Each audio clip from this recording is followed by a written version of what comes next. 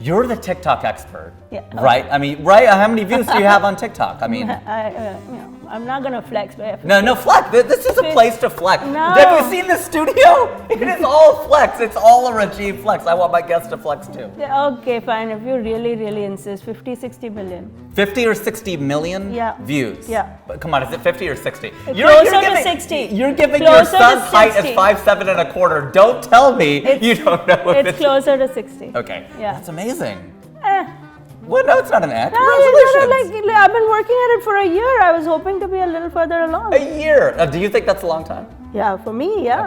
Okay. What do you See, mean this for is you? a thing. Here in Hollywood, Yeah. everybody will be like, I've been doing it for 10 years. Right. Like, I get it, Sure. but they're like young. See, I am 1 foot in the grave. Like, every one of my You're not going to years get married. You're matters. Hindu. No, but Well, you're it's 1 foot in the urn. Yes, exactly. So I gotta be really careful. 1 year in my life at this stage is a long time. That's true. So I gotta be like, I gotta move faster. Every year counts. Yeah. It's getting shorter. Yeah. Yeah. And I It's can fine. only move so fast, so I also sabotage other people's accounts. And now, how do you do that? Because I need to learn how to do that. Yeah, you just put like the easiest way to kill somebody's vibe, like somebody's post is doing well, be like, this is so racist. In Indian culture, we would never. Oh, that's good. Just And pull then that it card. kills the vibe for that them. card. Oh, but other people do it on my account too all the time. But Oh, what do I'm- they say? Do It you read says those comments? Oh my god. My TikTok comment section, shameless plug, is so lit, it's crazy. What? People spend hours, I'm not kidding, people spend hours scrolling through the comments. There's 3,000 kids fighting with each other in the comment Oh, section. that's amazing. What a legacy. And during the Olympics, I posted this whole thing about how it's so expensive to be an athlete, which I actually, because I have 3 kids at least, Yeah, somewhere. somewhere in that range, I know how expensive it is. You'll see when you start paying for tennis lessons, it's just freaking expensive. Yeah. So I posted, I was like, okay, now I get why India doesn't have all these, medals and like all our lives. Oh, a billion don't people, we no medal. have We don't have the more money, we medals? don't Just have an the air rifle one infrastructure, year. right? Like, Yeah. or even that maybe. Yeah. So all these kids got so heated about it. They're all doing research. They're like, in 1998, they won for this and that and whatever. Oh, so you're prompting them to learn. Well, I'm You're kind of prompting goading them into it. I said there are no swimming pools in India, which it was my experience. Like my husband grew up in Delhi. He didn't see a swimming pool till he came to America. That's interesting. And then like all these kids went and did research on how many swimming pools there are in India. Well, only the infinity pools at the 5 stars. And at the Taj Hotel. Behind, like, That barriers. doesn't count. That does not count. I don't think you can do laps in the infinity pool when people are trying to take their wedding photographs. Yeah. I don't think that's going to work too well. But it's that kind of provocation that gets people interested, and it's a little provocative, but not really. But it's also interesting enough that they're like, could this be true? It makes you think, could this be true? And is it true? I don't know. They're finding out for me. They're also my research people. So you put it out there. So you're kind of a reverse journalist. Like they do the research and then they write the piece. You're like, let me make the piece, and then we'll find out if it's real. I'm like, yeah, sure, find out. Let me know. Let me know. What do you find? That's why you're scrolling through the comments yourself. Exactly. What are give me an example of something that you put out there that's one of your moments where you're like, oh my gosh, this was like a video you posted and then you had all this argument.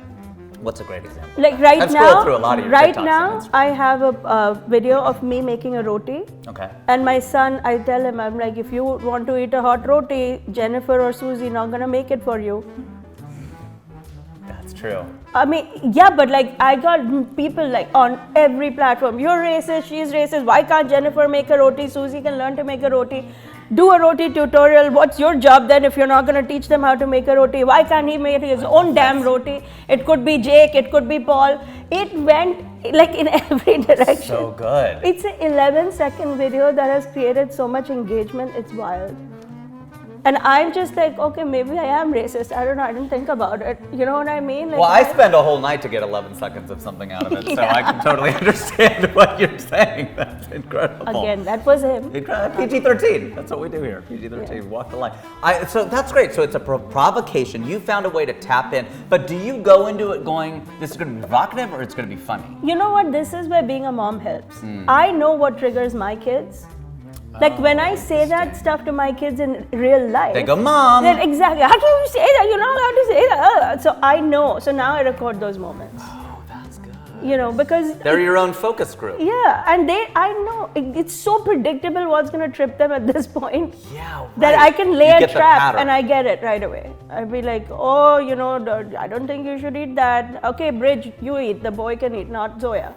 She's a girl. She's got, And then immediately she's like, oh my God, Mom, I can't believe you said that. And I captured it by then. Oh, that's good. I don't even need any more. I just cut it off with you can't eat Zoya and that's it. Yeah, you don't need more content. Just put enough out there. I just have to put the idea of it out there. Yeah. And then people have their own interpretations. And nobody else is really doing this. Oh, I don't know. I mean, listen, there's no way to say that because that's why it's a question. Yeah. There's like millions of, everybody, but there's billions of us and no Olympic medals, so there's millions of, there's only one Zarna Garg. It's possible. So the thing is, you're a stand-up comedian and you'll appreciate this. A lot of digital comedians, a lot of people creating all kinds of content. I'm also a writer, and that part I think no one's doing. Like, I take pride in the jokes I write. Right. And I love, it's something I pride myself on. The technical aspect of the joke, the delivery in a club. Sure. And then blending the world of digital comedy, and that is a different thing. So I can tell you with some confidence, no one is doing the stand-up bit the way I do it. Sure. Because, there is an art to it, as you know. Of course. It's not just standing there and babbling. It's like, people don't know because stand-up comedy is so new in our culture. Like, oh, you're funny, just go up there and just say whatever. And anything you say is funny. So this is where, when you said, how long have you been doing it? In theory, 2 years. But my whole life, I've been pushed on stage. Oh, okay, so not just like cracking jokes at parties, but you mean like on a stage? Like somebody's birthday, you go do the speech. Okay. In fact, that's a thing. You go, because in Indian aunties, I remember once a very big birthday event we went to, and all my friends got together and wrote a speech combined, they did, about the birthday girl. And like, literally, they were at a loss, so they were like, A for amazing, you're so amazing. I'm sitting there, I'm like, oh my God. Oh, 25 Guys, more of these. No, we cannot do this. So I got up there and I did a speech. Now, today I know it's stand-up. But back then I had no idea. But I've been doing that my whole life. It's interesting you say that, because when people ask me, when did you start? In a comedy club in Cincinnati, that's one thing, but I was performing for all these holy events, Diwali events, with literally 1,000 people there. I mean, it was a huge event. People go, so you were doing this when you were 13? I go, and then comedian, you get a little bit like, in a room of comics in a green room, do I really want to say I've been doing it since I was 13, when Dave Chappelle really got on stage when he was 14 years old? Right. No, not like that. But yes, you're right. What makes it harder, I think, for us is that those aren't comedy rooms. Like when you perform, a lot of people don't even know that there's going to be a comedian.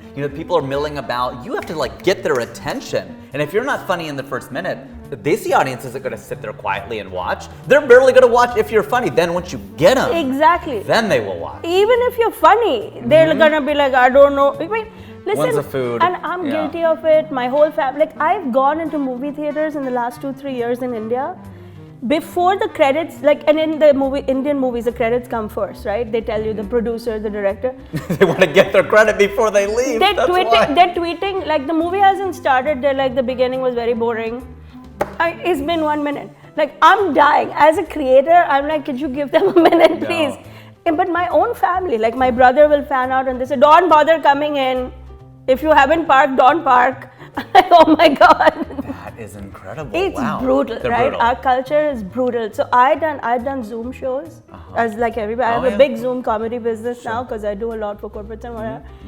I did Zoom shows for Indian uncles, and I'm sure you have too. Oh right? Yeah, many times. Like 100 people in the windows. And then as you're doing the set, like in my case, because also I'm a woman, so double whammy. As I'm doing the set, the chat, the chat box, she is not funny. That's what I have to look at. She is not funny. That wasn't funny. This is not our sanskar. Okay, that was a little funny. And then the next day, that was a little. It's amazing how good that feels then. Yeah, they've really broken you down and I'm watching, you a cracker. I still have 29 minutes to go, Right. And then the next day, they're tweeting my jokes as if it's theirs. Oh. The next day they're like, oh, I saw a Yelp review of a cardiologist, and the Yelp review was 5-star, but probably the people who would have given it a bad review died. It's a good joke. Yeah, but like they use it. That wasn't that funny. Yeah, see, there you go. See? Yeah, see this? Yeah, exactly. Living proof. Living proof. But the chat is brutal. You're doing the show, and during the chat, they're like, oh, I think she was talking about Shubha. Like I made some kind of joke about a friend and they're like, I think I know who it is. I'm like, oh my God, you so don't know. Yeah. This is just a joke. You're it's like, nothing. but it really was about Shubha though, right? Well. Yeah, Shubha, she's got her own issues. So. Yeah. Hey, it's Rajiv Satyal. Please like, share, and subscribe.